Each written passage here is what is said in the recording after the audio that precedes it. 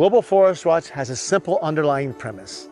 You take all the satellite data, you run it through cloud computing, and you put it on the internet. And with that, anyone, anywhere, at any time, can find deforestation anywhere on the planet.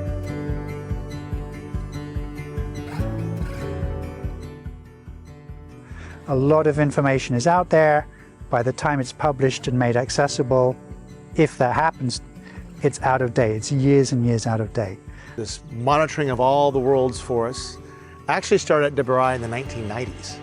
And it came about with the advent of NASA with its Landsat satellite making available publicly for the first time ever satellite imagery of the entire planet. Global Forest Watch almost didn't happen. It was June of 2011. I was in Germany for a conference, and I got the phone call from the donor, and they actually said no to the original proposal. So I called them back, and I said, what's it gonna take to get the donor to reconsider?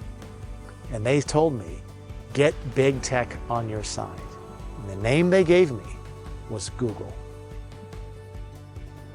So the question we face is, how do we get in front of Google with our idea? And it just so happened that in September of 2011, Fred Stahl was in Indonesia for a summit on tropical forests, and he stepped into an elevator. And there's Rebecca Moore. We have a 15-second elevator ride together, and I give her the GFW pitch. She's intrigued, and she said, come to Mountain View and tell us more. It took us a year and hard work, but we had excellent partners. Google, Matt Hansen's, whose algorithm made everything work, and other partners. So we were able to launch a beta version at the end of that year.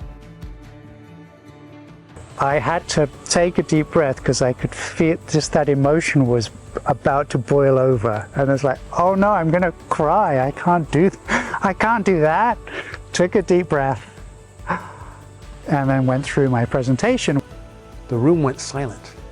No one had ever seen before on the screen, zooming in and out, looking at all the forests and seeing deforestation occur in near real time.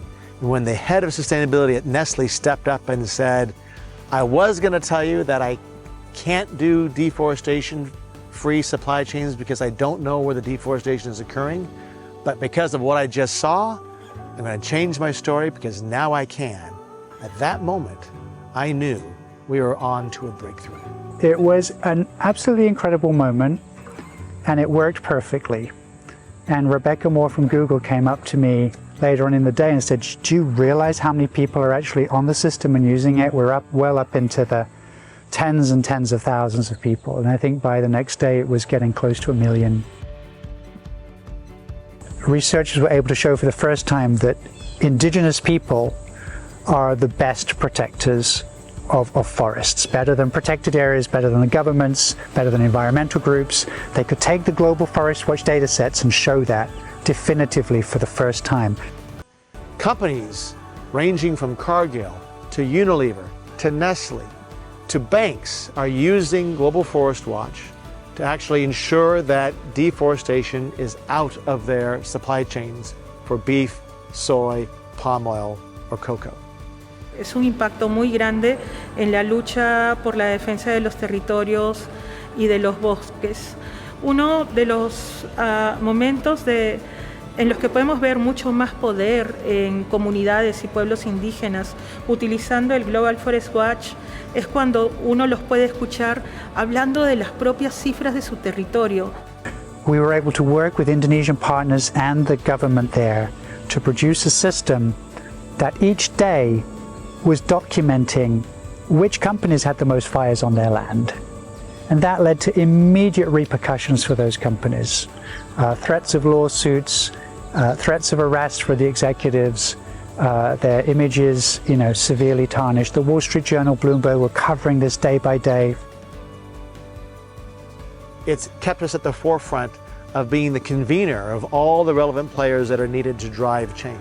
It was very stressful, right? We put a lot of pressure on ourselves to achieve that vision, to raise all that money, to get this thing online, to have it be reliable. It's a massive team effort. I think it's the best team I've ever worked with. I'll never forget it. meet the people who have weird ideas and can make them into reality. And that's for all of us. We all have the ideas. If you can make them real, this is the place to be, WRI. Being there at the creation of the modern Global Forest Watch, pitching the idea, developing the proposal, building out the vision is one of the most rewarding experiences I've had in my 20 plus years at WRI.